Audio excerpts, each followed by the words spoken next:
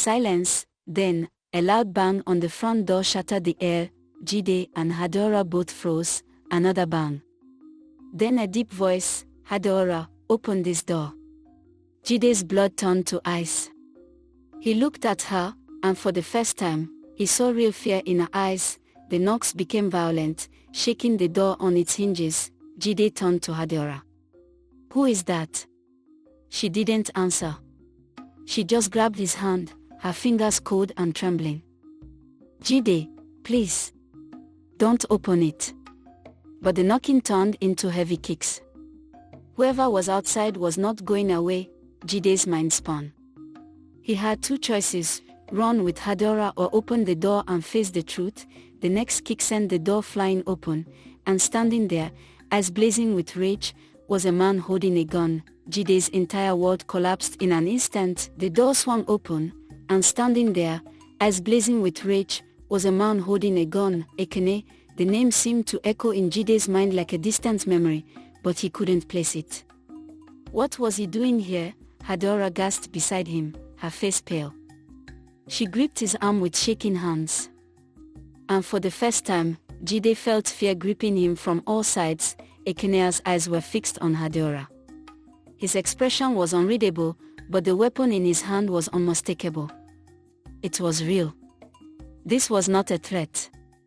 It was a promise. Jide stood frozen, his heart pounding in his chest. He could feel his breath come in shallow gasps. His instinct screamed at him to run, to fight, to do something, but his body betrayed him. It refused to move. "Hadora," Ekene growled, his voice deep and ominous. "You thought you could run from me? From the truth?"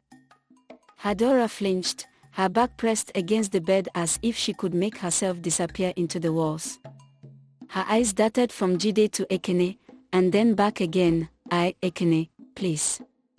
I didn't mean for this to happen."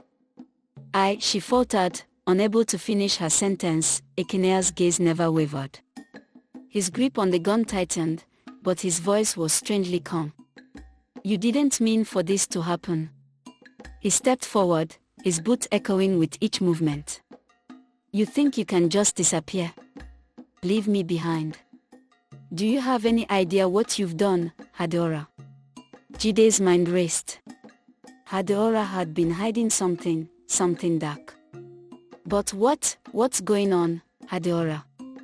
Jide's voice came out hoarse, barely above a whisper. "Who is this man?" Ekene sneered at Jide. "This is the man you trust? This is the man you'd die for?"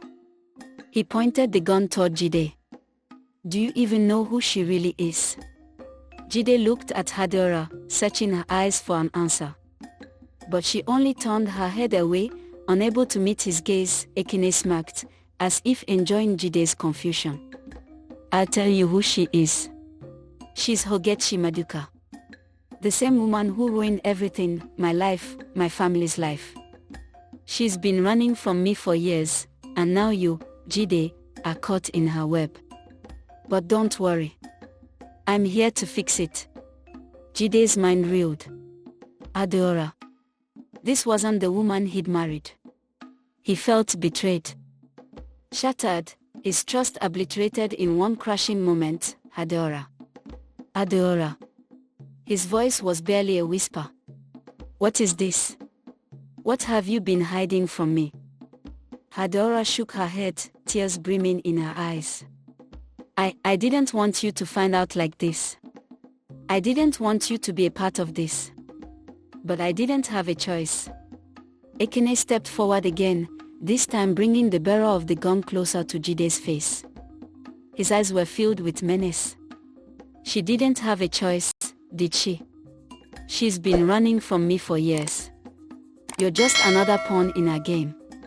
Jide's mind was spinning. He had no idea who this man was or what he had to do with Hadora's past. But it didn't matter. His world was shattering around him, and he had to make a choice.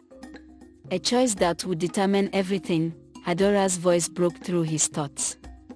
"Jide. Please. I was trying to protect you. I didn't want you to get caught in this mess. But Jide didn't know if he could believe her anymore. He stepped forward slowly, hands raised in surrender, trying to keep the situation calm. Ekene, put the gun down. We can talk this out. No one needs to get hurt. Ekene's laugh was cold and hollow. Talk. You think I came all this way to talk? He flicked his eyes between Jide and Hadora. She's a criminal, Jide. A liar. She's been living a lie for years. And now, you're part of it. You're in this mess whether you like it or not. Jide's chest tightened. His mind screamed at him to run, to protect Hadora, but something held him back. Fear. It gripped him in a vice-like hold. Hadora was staring at Ekene, her face stricken with guilt. Please, Ekene. Don't do this. Please. Ekene stepped back, finally lowering the gun. But the tension in the room remained thick, suffocating. We'll see who's lying in the end, Ekene said, his voice low. But remember, Jide, you chose her. You chose to trust her. And when this is all over, there'll be no coming back. Jide's heart sank as Ekene turned and stormed out of the room, leaving them in an oppressive silence. Hadora sank to the bed, her body shaking uncontrollably. Jide stood motionless, staring at the door, the sound of Ekene's footsteps still echoing in his ears. The truth had come crashing down on them both. And there was no going back. Jide stood motionless, his body locked in place, as the door slammed shut behind Ekene. His heart pounded in his chest, and his breath came in ragged gasps. His mind was a blur of disbelief. Who was this man? Why had he come? And most importantly, what had Hadora done? He turned to her, his eyes burning with questions, but her face was a mask of guilt and fear. The woman he had thought he knew, the woman he had loved, was now a stranger before him. Everything he thought he understood about her was shattering like glass. Hadora's eyes welled with tears, but she didn't speak. She couldn't. The weight of her past was crushing her, and now, it was pressing down on Jide too. I need you to explain everything, Jide said, his voice steady but strained. I can't keep doing this. I can't keep pretending that everything is normal when it's not. Hadora wiped her tears with the back of her hand, her face pale. She looked at him, but she didn't meet his eyes. Jide, who is he, Hadora? Jide interrupted, his voice rising, frustration boiling over. And why did he say those things? What did he mean by Ogechi Maduka? Is that your real name? Hadora flinched as if the words had physically struck her. She opened her mouth, but no words came out. She took a deep breath and sat on the edge of the bed, her hands shaking. Jide, I wasn't always who I said I was. I had to leave everything behind. My family. My life. Everything I knew. Jide clenched his jaw, his fist tightening at his sides. So, you lied to me. You lied about everything. She shook her head quickly, tears streaming down her face. No. I never meant for any of this to happen. I thought I could leave it all behind. I thought I could start over, with you. Her voice broke. I was trying to protect you from all of this. Protect me. Jide's voice was a whisper now, a mix of hurt and anger. By lying. By hiding your entire past from me. Hadora stood up abruptly, pacing the room. You don't understand, Jide. It wasn't just my life at stake. It was my family's. My safety. Ekene, he is not just some man from my past. He's a dangerous person, Jide. He wanted to use me, control me. Jide's mind reeled. What do you mean? What did he want from you? Hadora stopped pacing and met his gaze, her eyes filled with sorrow. He wanted me to be a part of something I couldn't be a part of. I couldn't do it, Jide. I couldn't betray my own values, my own beliefs. So I ran. I ran as far as I could, and I changed everything, my name, my life, everything. Jide's chest tightened. The weight of her confession was suffocating. And you didn't think to tell me this?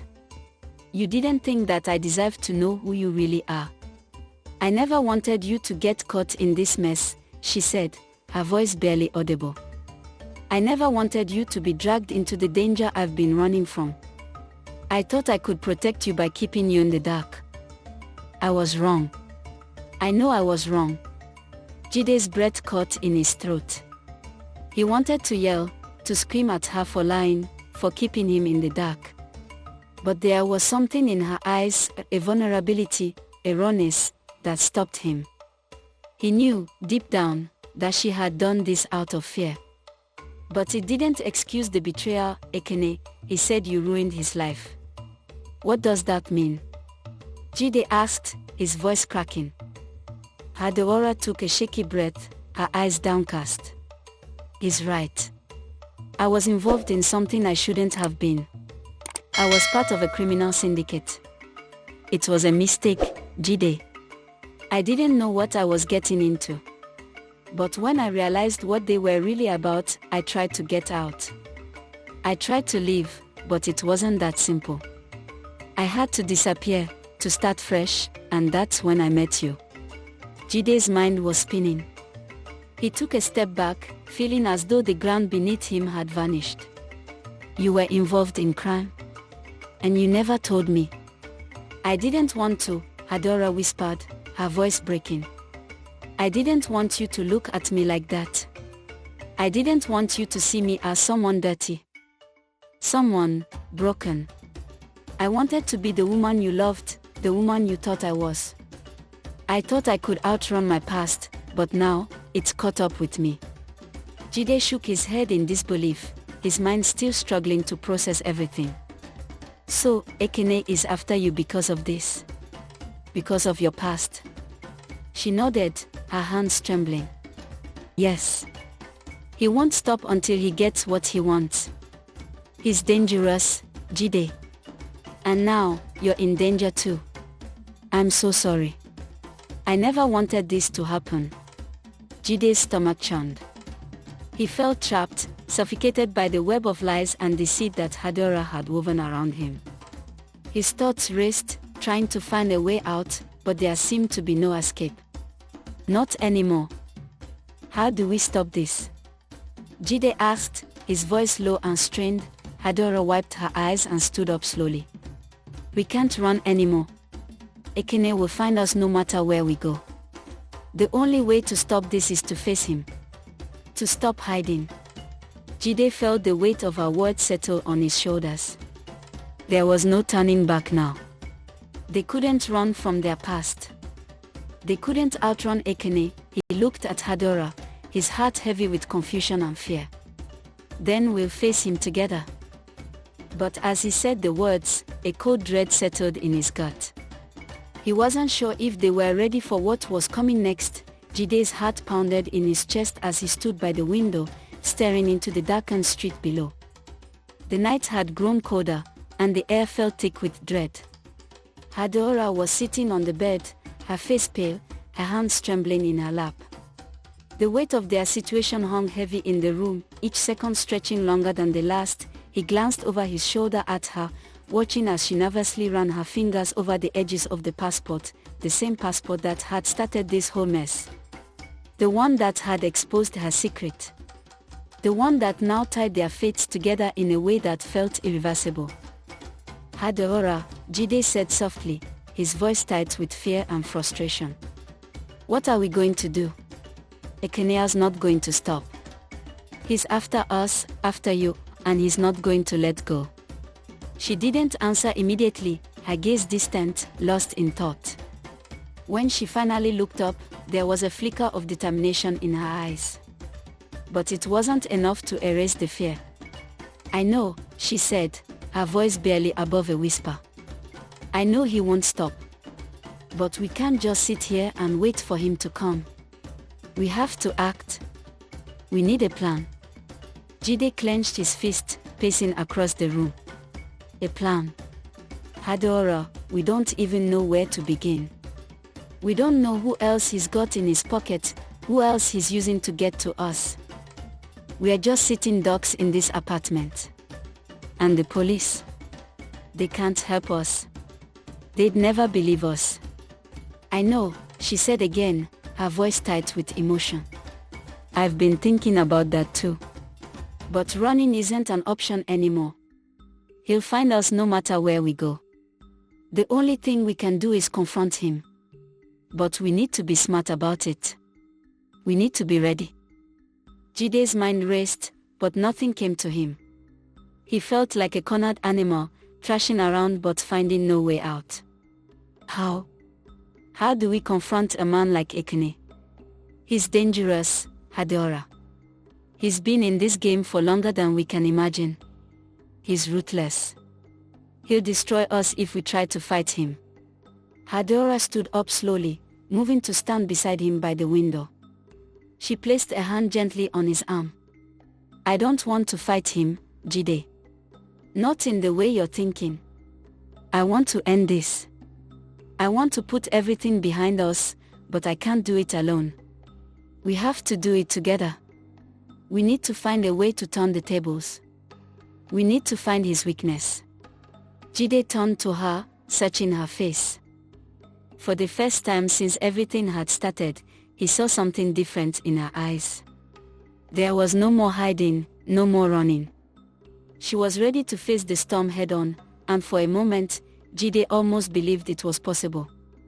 But the reality of their situation quickly snapped him back, and what do we do if we can't find his weakness?